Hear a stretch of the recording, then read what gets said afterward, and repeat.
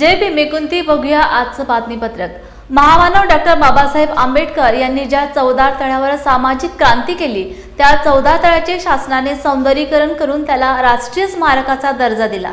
या ठिकाणी उभारलेल्या सभागृहाच्या दर्शनी भागावर 3 अर्धगोलाकार खिडक्यांमध्ये डॉक्टर बाबासाहेब आंबेडकरांचे ग्लास पेंटिंग बसविले आहे। या पेंटिंगची सद्यस्थिती दुरावस्था झाली आहे। याकडे नगरपालिका प्रशासनाचे अक्षम्य दुर्लक्ष होत असल्याचे सिद्ध झाले।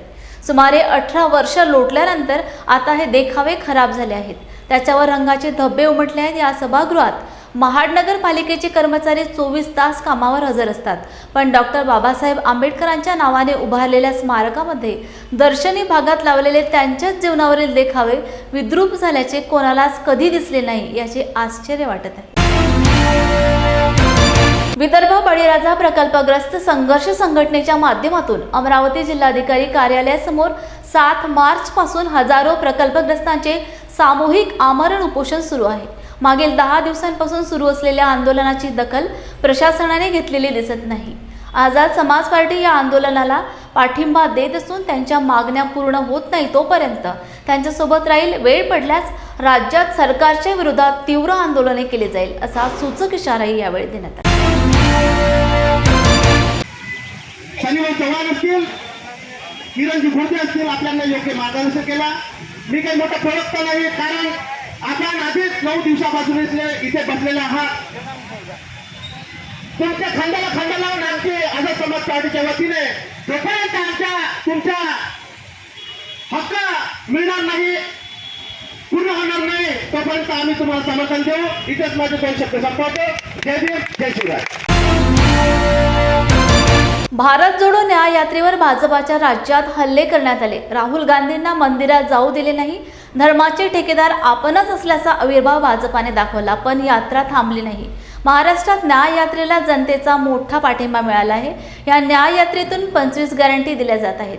फक्त गॅरंटीज नाही तर वॉरंटी सहित आहेत। मोदींची 2014ची गॅरंटी खोटी होती, निवडणूक जुमला होता असे भाजपाने जाहीर सांगून जनतेची फसवणूक केली, असे विधान काँग्रेसचे प्रदेशाध्यक्ष नाना पटोले यांनी दिले। राहुल गांधी यांची भारत जोडो न्याय यात्रा आज ठाण्यात पोहोचली। या पार्श्वभूमीवर ते पत्रकार परिषदेत बोलत होते। यात्रा आज आपल्या ठाण्यात आलेली आहे आणि यात्रा आज संध्याकाळी चैत्यभूमी या ठिकाणी 6 वाजेपर्यंत पोहोचणार आहे। तिथं मुंबईमध्ये मोठ्या प्रमाणात यात्रेचं स्वागताची तयारी पण झालेली आहे। आपल्या महाराष्ट्रात आल्यानंतर महाराष्ट्रामध्ये सगळीकडे राहुलजींच्या या न्याययात्रेचं मोठं स्वागत केलं गेलेलं आहे, हे आपल्याला सगळ्यांना पाहायला मिळालं आहे। ज्याप्रमाणे या 25 गॅरंटीज माननीय राहुलजी आणि आमचे राष्ट्रीय अध्यक्ष मल्लिकार्जुन खरगे साहेबांनी दिलेल्या आहेत, या गॅरंटीज नाही तर या वॉरंटी सहित आहेत। या वॉरंटी शब्द याच्यासाठी वापरला की मोदींची 2014ची गॅरंटी, 2019ची गॅरंटी ही कधीच वॉरंटी राहिली नाही।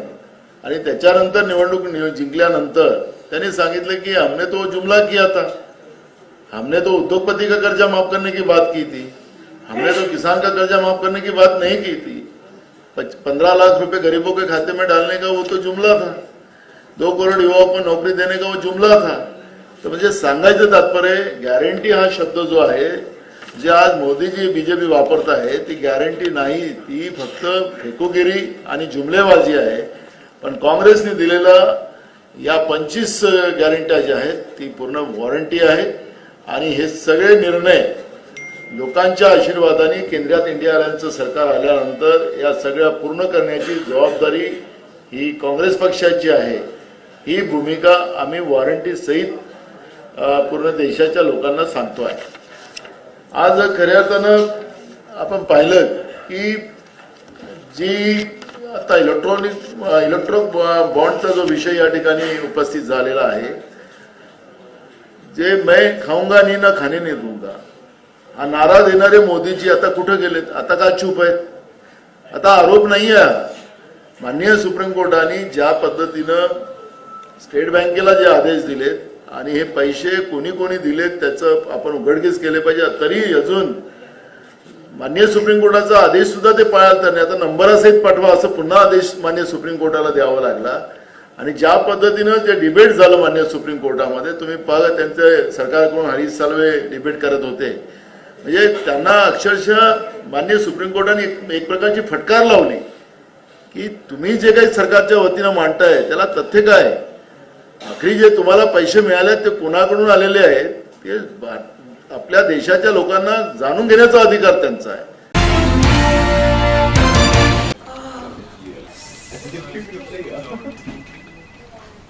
बॉस ने मीटिंग बुलाई। क्या यार, आदमी की तकलीफ को तो समझो। बाहर बाहर उठो बैठो। जनाब, तकलीफ उठने बैठने की नहीं, तकलीफ बवासीर की है। बवासीर, फिशर, भगंदर, पाइलोनियल साइंस का आयुर्वेद तथा आधुनिक लेजर से उपचार। अभ्युदय पाइल्स लेजर हॉस्पिटल, लोहार समाज भवन के पीछे, महापुष्प सोसाइटी, शताब्दी नगर चौक से मनीष नगर रोड, नागपुर। कॉल और विजिट करें www.pilesfistulacure.com। हुआ बहू? माँ, पाइल्स की बहुत तकलीफ हो रही है। तो तुम गुदरोग सर्जन के पास क्यों नहीं गई? देखो, जैसे हार्ट के लिए हार्ट स्पेशलिस्ट, ब्रेन के लिए ब्रेन स्पेशलिस्ट, तो पाइल्स के लिए पाइल्स स्पेशलिस्ट क्यों नहीं? स्त्री हो या पुरुष, टॉयलेट में तकलीफ केवल पाइल्स ही नहीं, और भी कई प्रकार के गुदरोग तथा कैंसर भी हो सकता है। इसीलिए इसकी प्रत्यक्ष जांच जरूरी है। ठीक है माँ, पर जांच के लिए हम जाएंगे कहाँ? वही काले आयुर्वेदिक पाइल्स हॉस्पिटल में। लेकिन माँ, प्रेगनेंसी में पाइल्स की दवाइयाँ? प्रेगनेंसी में आयुर्वेदिक दवाइयाँ सुरक्षित होती है। जनहित में जारी। काले आयुर्वेदिक पाइल्स हॉस्पिटल, औषधि चिकित्सा तथा सर्जरी ट्रीटमेंट उपलब्ध। हमारा पता उमरेड रोड, दिघौरी बस स्टॉप के पास, नागपुर। अधिक जानकारी के लिए वेबसाइट पर जाएं kalepailshospital.com। संपूर्ण देशाचे लक्ष लागून असलेल्या लोकसभा निवडणुकीच्या तारखा अखेर निवडणूक आयोगाने आज जाहीर केल्या। देशात एकूण 7 टप्प्यात मतदान होणार आहे। 19 एप्रिलला पहिल्या टप्प्यातील मतदान होणार आहे, तर शेवटच्या टप्प्यातील मतदान 1 जून रोजी होणार आहे। त्यानंतर 4 जून रोजी मतमोजणी होणार असून त्याच दिवशी निकाल लागणार आहेत। त्रिसदस्यीय निवडणूक आयोगाने ही माहिती दिली। निवडणूक आयोगाच्या या घोषणेनंतर देशभरात आजपासूनच आचारसंहिता लागू झाली आहे। निवडणुकीचा कार्यक्रम जाहीर झाल्यानंतर आता राजकीय पक्षांच्या जोर बैठकांना अधिकच जोर येणार आहे। राजकीय समीकरणांची जुळवाजुळव जोरात होणार आहे। दरम्यान निवडणूक आयोगाने लोकसभेच्या निवडणुकीसाठी घोषित केलेल्या टप्प्यानुसार महाराष्ट्रात 26 एप्रिल, 7 मे, 13 मे, 20 मे आणि 25 मे रोजी मतदानाची प्रक्रिया पार पाडली जाईल। तर विदर्भात 2 टप्प्यात मतदान पार पाडली जाईल। यात 19 एप्रिल रोजी रामटेक, नागपूर, भंडारा, गोंदिया, गडचिरोली आणि चंद्रपूर लोकसभा मतदारसंघात, तर 26 एप्रिल रोजी बुलढाणा, अकोला, अमरावती आणि वर्धा या लोकसभा मतदारसंघात मतदान पार पडणार आहे। Coming to the general elections to the Lok Sabha, जो विश्व का सबसे बड़ा लोकतांत्रिक त्योहार है, सबसे बड़ा लोकतांत्रिक त्योहार, biggest. 543 parliamentary constituencies, of which 84 are reserved for SCs and 47 are reserved for STs। तो इस 543 पार्लियामेंट्री कॉन्स्टिट्यूएंसीज के महात्योहार में शेड्यूल बताने से पहले सभी वोटर्स का फिर से हाथ जोड़ के आग्रह, अनुरोध, गुजारिश that please join for the voting, come on the day of voting. छुट्टी मनाने ना जाएं, जरूर आ जाएं। Schedule of the Lok Sabha poll, phase 1, we'll do it in 7 phases, as was done last time. 7 phases. Phase 1 will start from 20th March notification, 5 days from now. And last date of withdrawal would be 30th March and date of poll would be 19th of April.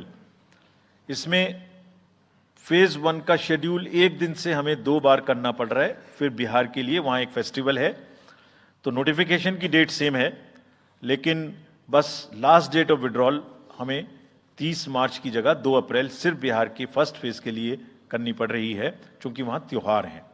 और 19 अप्रैल को यहाँ voting होगी और पूरी country में 4 जून को counting होगी।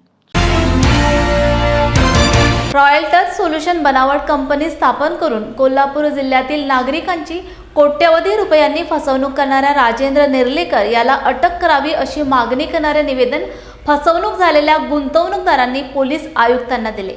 या प्रकरणाची सखोल चौकशी करून संबंधित ठगसे नर्लेकर याला ताब्यात घेऊन कारवाई करावी अशी माहिती दीपाली सय्यद यांनी कोल्हापूर गेस्ट हाऊस येथे झालेल्या पत्रकार परिषदेत दिली।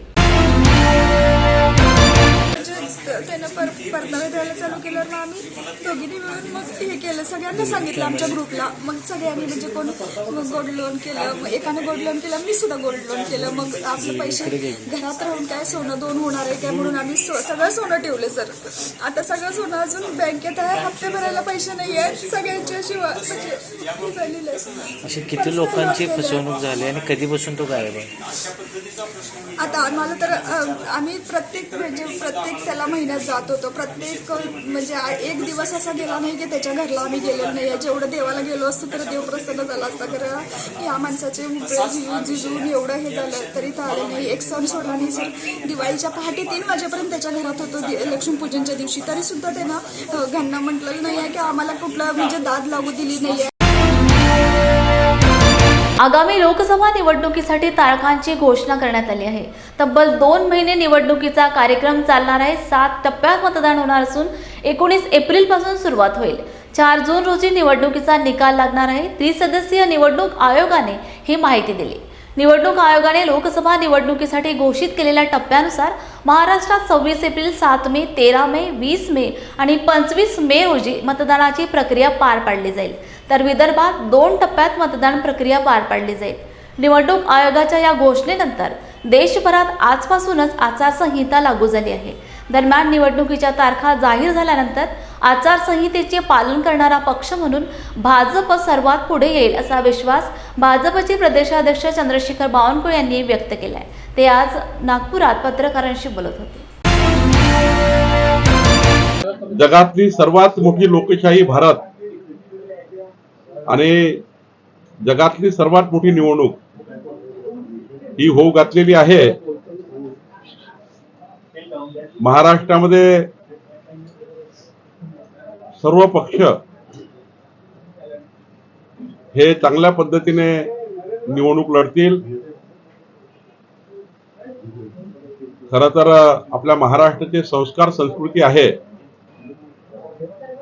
व्यक्तिगत स्वरूपाने कुठल्याही प्रकारचे आरोप प्रत्यारोप न होता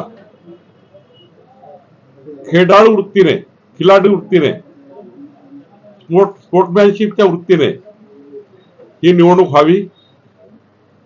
शेवटी आपापल्या पक्षाचं काम सर्वांनाच करायचं आहे, पण सर्व पक्षाच्या सर्व नेत्यांनी, सर्व उमेदवारांनी आज जे निवडणूक आयोगाने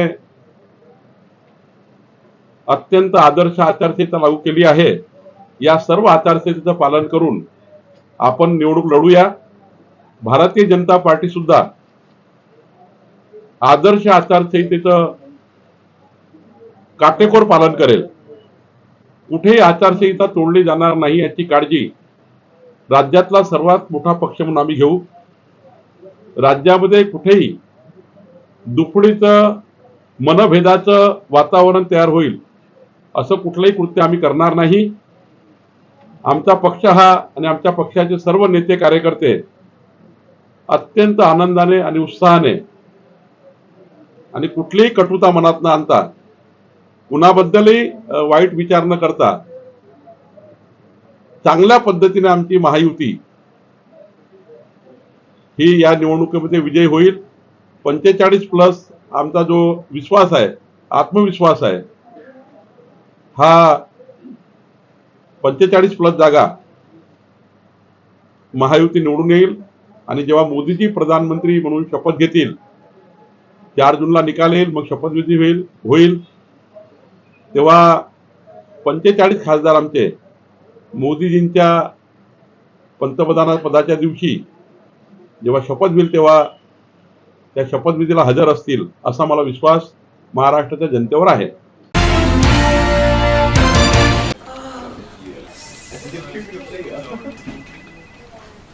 बॉस ने मीटिंग बुलाई। क्या यार, आदमी की तकलीफ को तो समझो।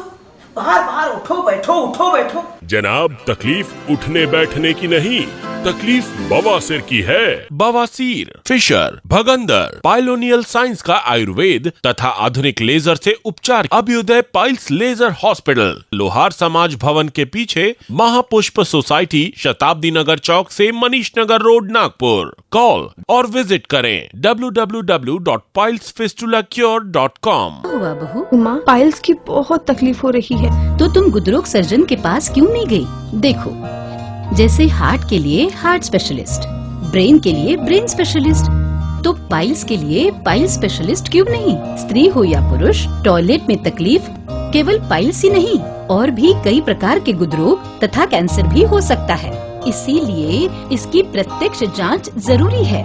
ठीक है माँ, पर जांच के लिए हम जाएंगे कहाँ? वही काले आयुर्वेदिक पाइल्स हॉस्पिटल में। लेकिन माँ, प्रेगनेंसी में पाइल्स की दवाइयाँ? प्रेगनेंसी में आयुर्वेदिक दवाइयाँ सुरक्षित होती है। जनहित में जारी काड़े आयुर्वेदिक पाइल्स हॉस्पिटल, औषधि चिकित्सा तथा सर्जरी ट्रीटमेंट उपलब्ध। हमारा पता उमरेड रोड, दिघौरी बस स्टॉप के पास, नागपुर। अधिक जानकारी के लिए वेबसाइट पर जाएं kalepileshospital.com। अमरावतीच्या खासदार नवनीत राणा या भाजपाच्या कमळ चिन्हावर निवडणूक लढवणार असल्याचा दावा गेल्या काही दिवसांपासून केला जात आहे।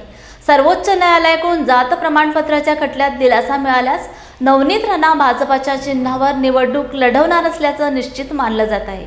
दरम्यान खासदार नवनीत राणा यांनी या चर्चेवर प्रतिक्रिया दिली आहे। मी आपल्याला एवढंच सांगू शकते की रवीजी विधानसभेला रिप्रेझेंट करतात आणि देवेंद्र फडणवीसजींसोबत नेहमी त्यांचे बैठक, बोलणं, चालणं सगळं होत राहते।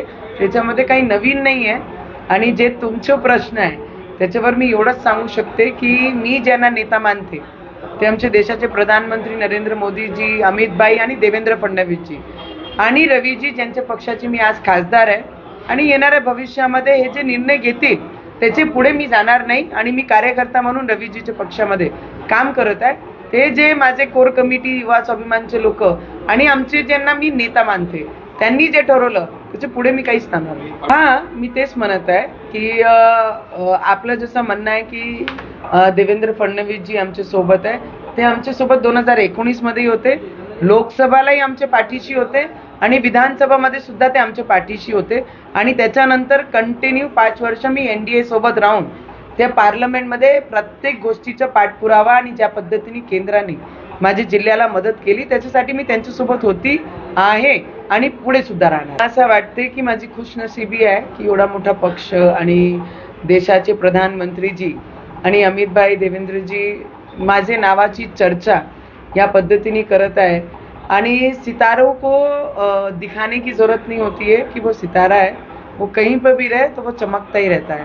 तो येणारे वेळात काळामध्ये जर त्या असे विचार करतील, मी NDA मध्ये असताना सुद्धा भाजपसाठी आणि NDA बद्दल काय पद्धतीने पार्लमेंटमध्ये आपले विचार नेहमी ठेवलेले आहे।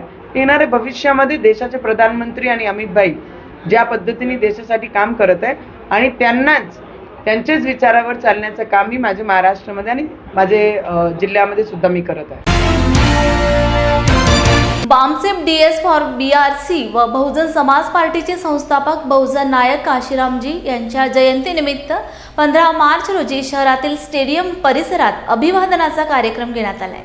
यावेळी प्रमुख मार्गदर्शक साहेबराव शिरसाट, जिल्हा प्रभारी डॉक्टर अनंत गायकवाड हे होते, तर कार्यक्रमाचे उद्घाटक म्हणून परभणी लोकसभा अध्यक्ष देवराव खंदारे व कार्यक्रमाच्या अध्यक्षस्थानी बसपा जिल्हाध्यक्ष प्रसन्नजीत मस्के यांची प्रमुख उपस्थिती होती।